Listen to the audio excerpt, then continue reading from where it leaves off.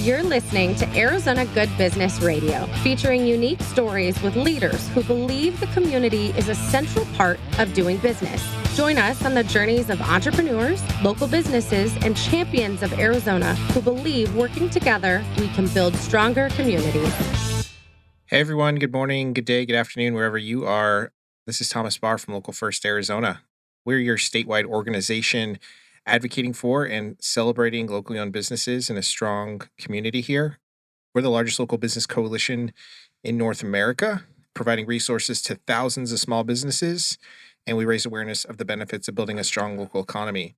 I'm here with a very special guest today, our very own Director of Tribal Community Connections at Local First, Rafael Tapia. Rafael has a lot of experience with Local First prior to joining our team about a year ago, serving on our board of directors.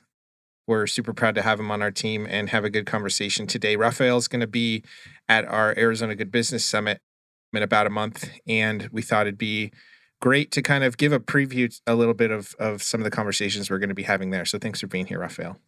Really glad to be here.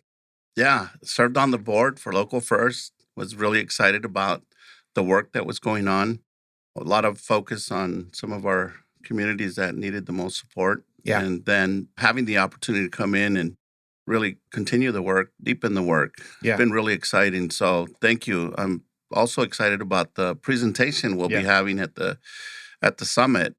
My interest is that in that space, we're going to be able to share some really insightful information about some of the things that are going on in tribal communities related to access to capital. Yeah. And some of that is on a couple fronts. One is housing, and then the other is on small business lending. Yeah. So very excited about sharing that information there at the summit.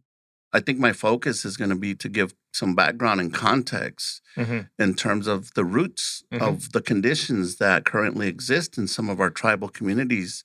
That way, folks who are listening that I'm hoping will join us at the summit, come in with a bit of context as understanding when they're engaging our tribal communities, what some of those dynamics are. Yeah.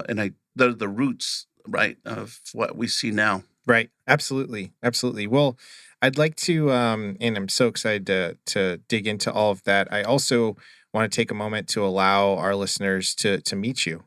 I know that you grew up in the Yaqui village of Old Pascua, part of the Pascua Yaqui tribe, which for many of us, I would think in this region would know that there's a large Pascua Yaqui presence in Guadalupe, which we're not far from right now. But tell us a little bit about where you grew up and where you're from. Thank you. I appreciate that.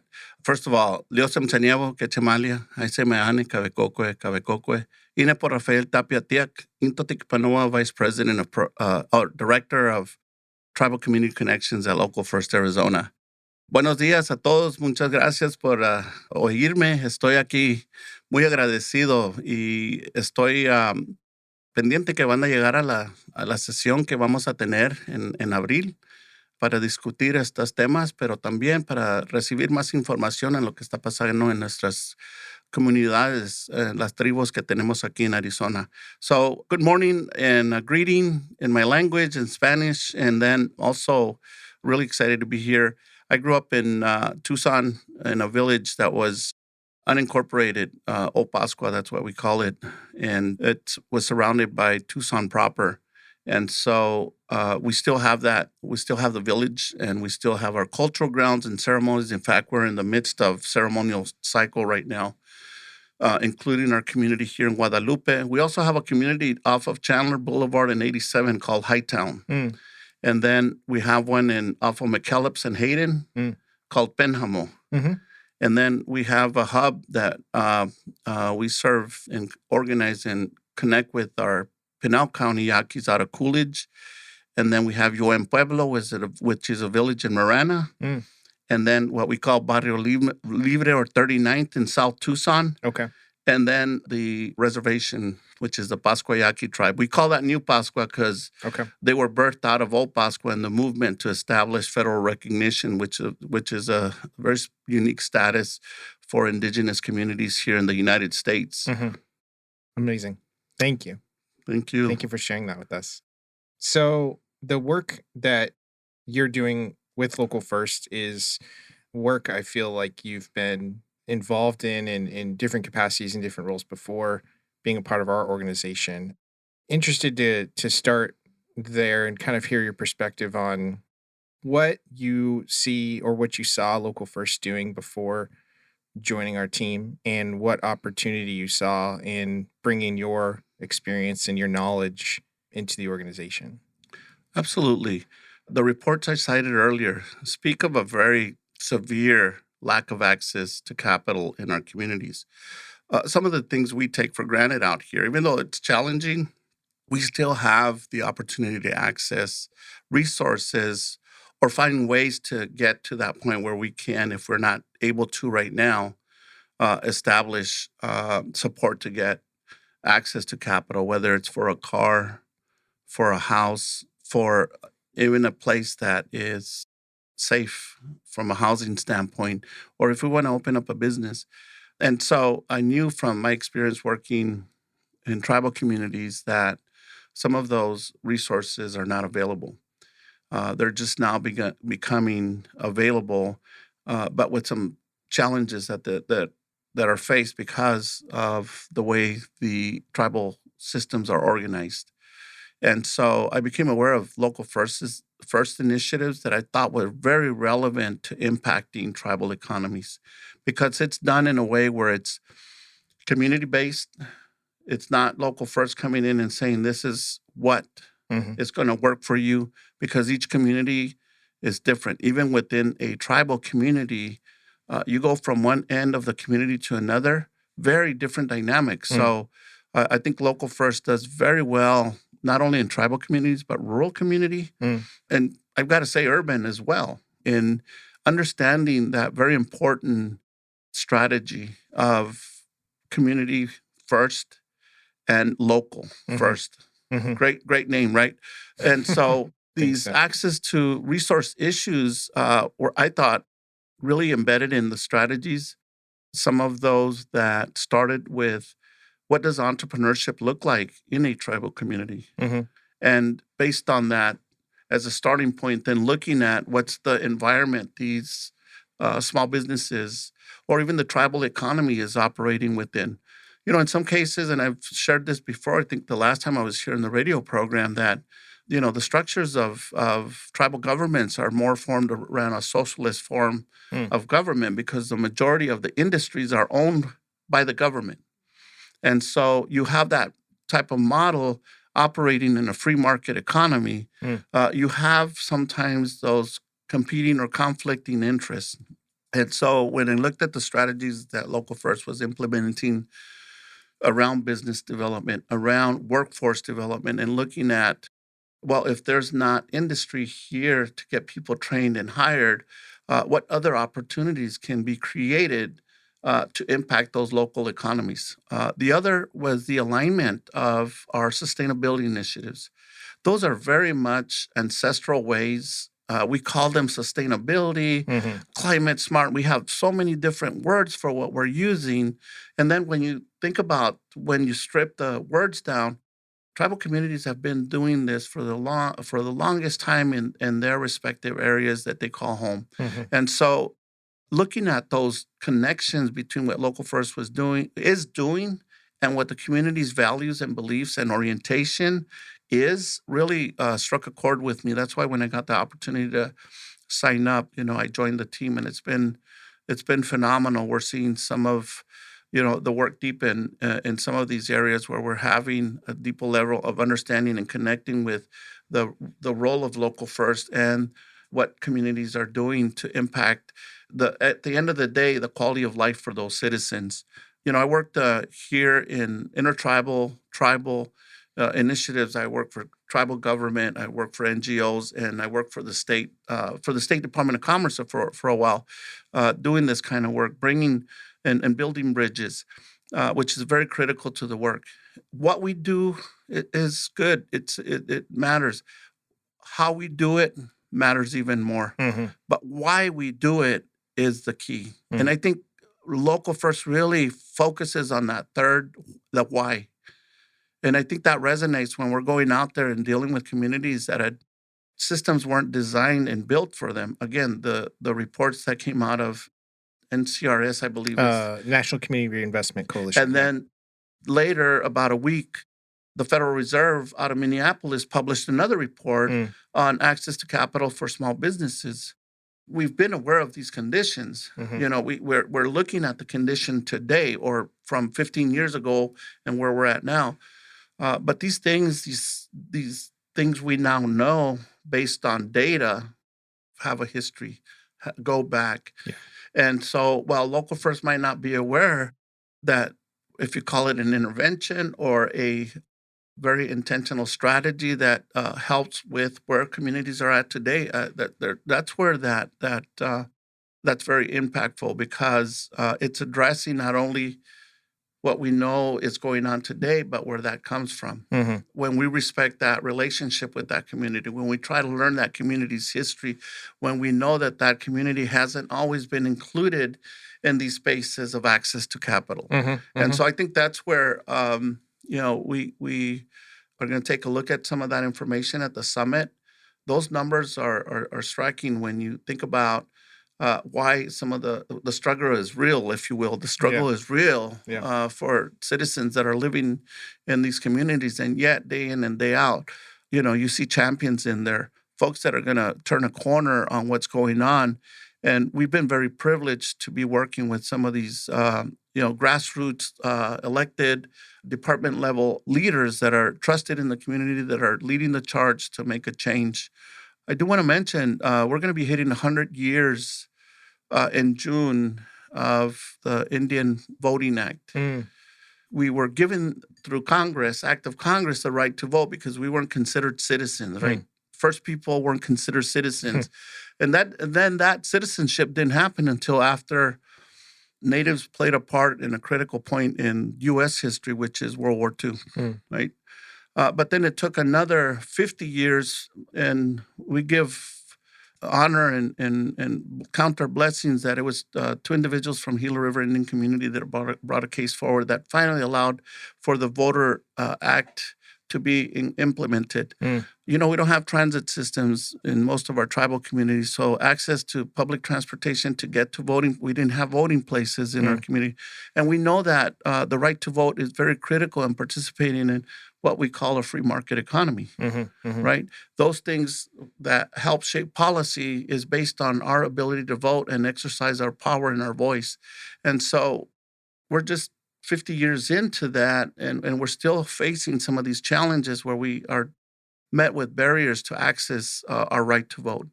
That's still going on today, so it's not cleared. So knowing that that's a fundamental right and a critical part when we're talking about resources, when we're talking about community access to quality of life. I just wanted to mention that because in June, it's going to hit the 100-year mark. We also have some challenges that's systemic that have to do with 1885, the Indian Crimes Bill was passed. We have a legal system that does not allow us to keep our people safe in most cases. We have folks that have been coming onto our communities and hurting tribal members. So when a community is not safe, when you don't have the legal structure, structures are very critical to economic development. Right, and everything that goes with that. It's critical to a financial system working in those communities. Right, when that's absent, investors, financial institutions have a challenging time investing in these communities, and part of it has to do with the legal structures in place. We have you can do this, but only so far. That you can do it within your legal structure. So there's some communities that have sophisticated their legal structures to adopt laws and put in place policy that then opens up the door for these investments to come in. But that's incremental work because part of being in trust land and designated as a federally recognized Indian community, your land is held in trust by the federal government. So there's protocol that needs to happen in order to get those systems in play in your own community. So everything that goes back, sometimes I'm citing 1885, 1924. Yeah. It's very relevant to today's situation in our communities. And so I give that because that's the root of the information we're going to learn about at the Good Business Summit with these reports and what they're reporting on. And so I think it's very important to know that there's some history to that. We could spend all day going over other factors that are involved in the impact of why tribal communities and their economies have challenges other communities don't have. Sure. But those are some of the dynamics. Yeah. Thank you. Wealth of knowledge and information as those listening can digest here from Rafael. And before we jump into highlighting some portions of the report, because if you have not signed up to come to the summit yet and engage in this conversation, we highly encourage you to come. Before we start talking about that report, I want to take a step back to one thing you said regarding what it means to be an entrepreneur, a tribal entrepreneur. And I know that there's a difference between starting and owning a business on the reservation versus outside of the reservation. Could you talk a little bit about what that means and looks like and is for those entrepreneurs? Again, it goes back to a comment I made earlier that each community is organized differently. Some have replicated the models we have out here, so they have a structure to incorporate whether it's an LLC, a sole proprietorship, S corp, or even an NGO, and so inherently tribal governments have the right to establish systems like that. The thing is that sometimes, for example, the 501c3, you understand a 501c3. But if I were to say that's a 7874 status, I think it's 7874 status entity, would you know what it is? Most people don't. It's the twin of the 501c3, but it's IRS code for what tribal governments are allowed to. And so when people aren't used to how those, just based on how those things are articulated, it becomes a challenge working and understanding. So a donor or an investor might not look at that nonprofit and, oh, I'll support you. They don't think that there's the same benefits of an NGO out here. Business is the same. Some, they might get a business license from the tribe, and so then they can go about doing what they need to do. They have also what is called Tribal Employment Rights Office, which enforces some of these requirements that if you're operating and doing business on the tribe, they will make sure you get a business license, or if not, look to secure that you're not doing business on the reservation. So you have an added layer of support, if you will, depending on how you're looking at it. Sure. Or compliance. And compliance, right? An entity might be also operating on the reservation just independently. We have a lot of cash. We have a cash-based small business industry. And it's that individual that out here we might call it a side hustle, but in our community, sometimes it's the primary business and revenue generator for that family. That day they might be making food in the morning, going and making sure they're hitting the lunch rounds at the offices, the tribal offices, or posting up a pop-up and making their money that day so that income comes into the community. Sometimes, I've had conversations with folks that kind of do this cash-based economy business, and I say, well, our company works with small businesses. And sometimes it's like, oh, yeah, well, that's great. And it's like, well, I'm not a small business. I said, well, I thought you were selling food or selling your crafts. Yeah, I do. But I only sell my food when they call in an order. I said, well, that's called catering business, right? But again, that language or sometimes how we define ourselves, they're seeing it as just helping their family. Serving their community. Serving a need. So we have an orientation that it's a little bit more than just how an entity is organized, whether it's an LLC. The orientation is, okay, what am I doing to impact the people around me that I care about? My community, my family, myself. Folks have an orientation that is a little bit holistic in how they're doing things. So sometimes I've been working with entrepreneurs that we've had to look at their opportunity to scale Mm-hmm. when we talk business language. Hey, you can scale because they've been only serving their community, and sometimes they give the cultural or family discount, Mm-hmm. and sometimes they're and when we start doing price point Yeah. and looking at, hey, this is what your product would be worth, they're like, what? Mm-hmm. I can't charge this. What do you mean? That's what it's worth. Mm-hmm. And it's like, well, I can't charge this. People are coming to me from the community and asking me for this. They can't afford that. Some of our economics, in terms of per capita income, we see some of that when we look at the numbers. Census data has quite a bit on that, and other data sources about the per capita income in tribal communities. Sure. Not just fact that unemployment rates are pretty high.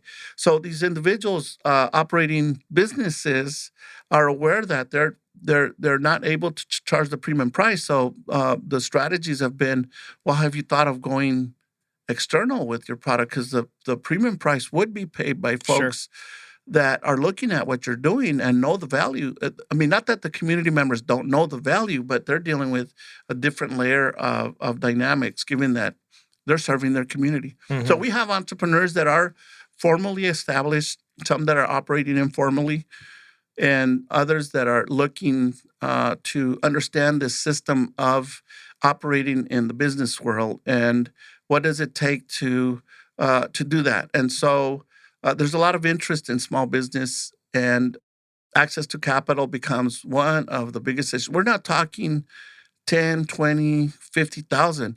In some cases, we're talking $3, $4, $500 to really infuse that small business. Mm-hmm.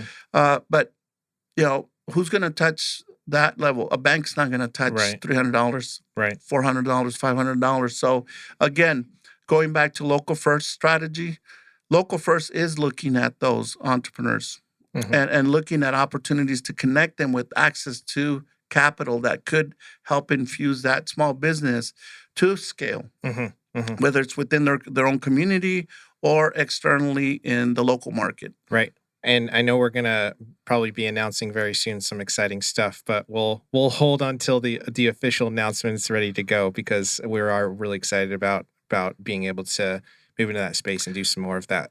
Being that you just touched on that and access to capital, I wanted to share a statistic that came out of the report that we're going to be talking about at the Good Business Summit. The report came out from the National Community Reinvestment Coalition, which is a national agency we've been well connected to for several years that monitors really access to capital, housing, small business lending, and tries to uphold the banks to as many standards as we can, given our economy and our government. But this report that they did studied Arizona and New Mexico tribal communities and the economic opportunity tied to it.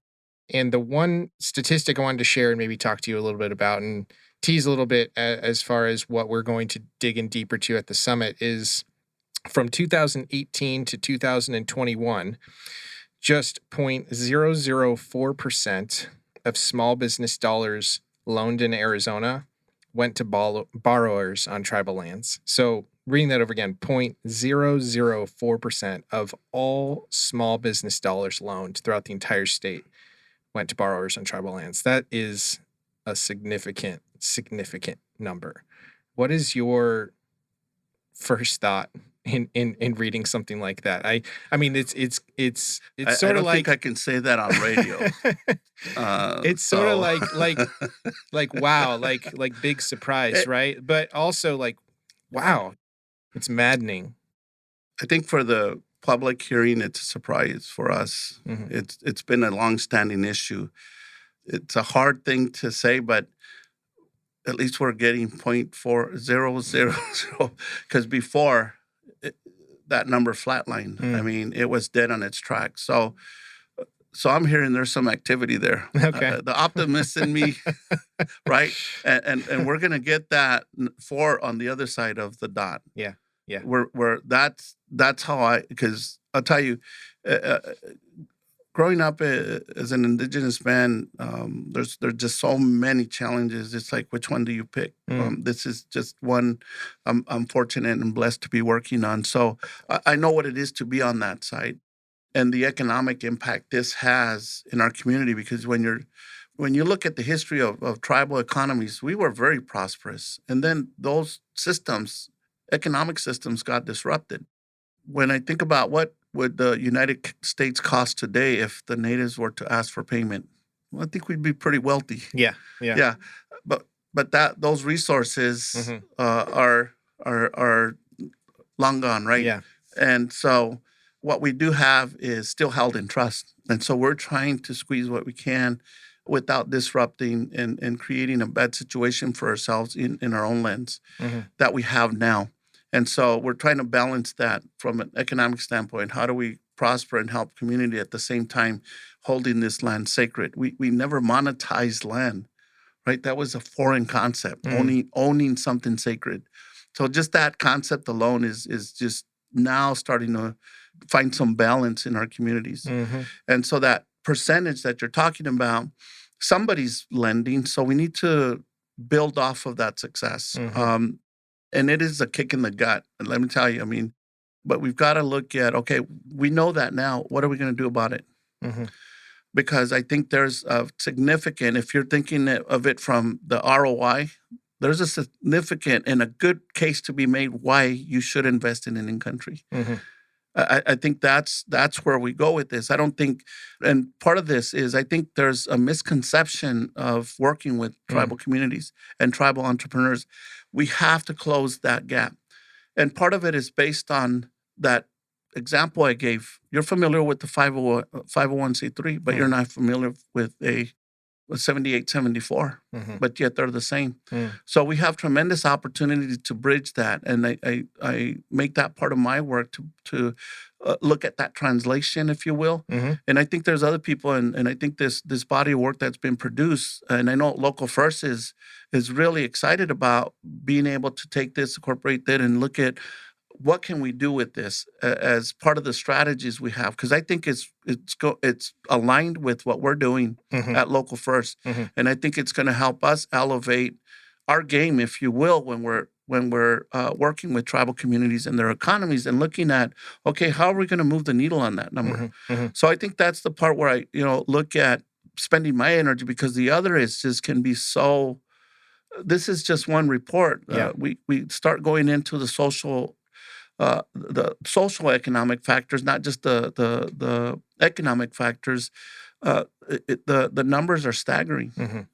The first people are really struggling, but again, I need to say that even though there's immense challenges, there's tremendous amount of work going on in our communities to turn things around. And some of our communities are further down the road than others, making significant advances, and we look to those that are paving that road to be examples and mentors and to learn from them. So I give a lot of credit to those tribal leaders and the community leaders that are willing to share the knowledge of how to be successful in these economic systems. And so I think with this area of work, I think we're seeing a lot of buzz around these reports that came out. Not just that there's an interest in, okay, well, why is it that things are like that? Why is it that but there's conversation around solutions. What are the solutions? And that's where we're coming to the table and saying, we think we have a part in this solution-based approach. Right. Through some of the work we're doing. One, that relationship foundation we're building to be a trusted partner, because you have some things that have gone on here where tribal communities have been preyed upon. There's predatory activity that's gone on. So you have to have trusted partners at the table. The same thing is happening around lending. Some of the lending could be predatory lending that's going into our communities, which happens often.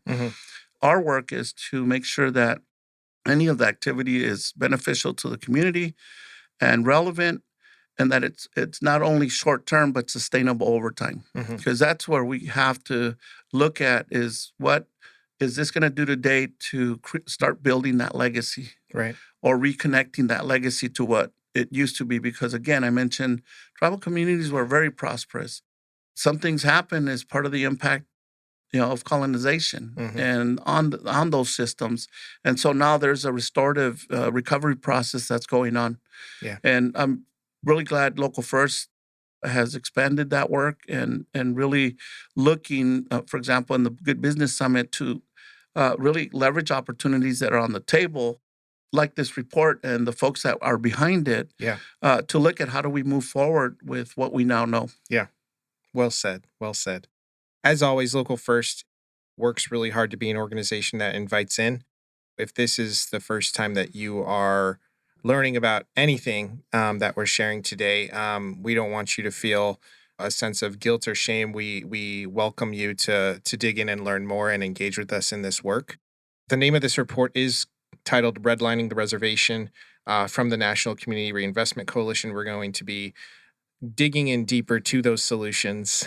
Usually, we could go for another several hours or days on this topic right here and not move, but we invite you all in to come meet Rafael and Dave Castillo, who's with Native Community Capital, who's going to be advancing this conversation at the Arizona Good Business Summit. We're going to be at the Tempe Heritage Center on April 16th and welcome all of you to join us. So, Rafael, thank you for everything you're doing, for who you are as a person, and for leading this work with Local First. Any last words to leave with our listeners today? Liosem Chocotesia, it's saying we close and asking for Creator to bless everybody. And then there's another one we use is Empomam Potawak. It's in your hands. Wonderful. Thank you. Well, we want to thank all of you who are listening today. Hopefully you've been inspired by a leader that really is working to leave a legacy and an impact right here in Arizona through doing good. We also want to thank our host and sponsor, Phoenix Business Radio, for always allowing us in their space to have these important conversations, and all of our legacy partners at Local First that allow us to do our work. This is Thomas from Local First with Rafael from Local First. Thank you. Reminding you that if we want to build a better Arizona, we need to connect deeply with the local businesses and communities that make us proud to call this place our home. Thank you for listening to Arizona Good Business Radio with Local First Arizona, where entrepreneurs and local businesses come together to build stronger communities. We hope your business is inspired to take part in building a better Arizona.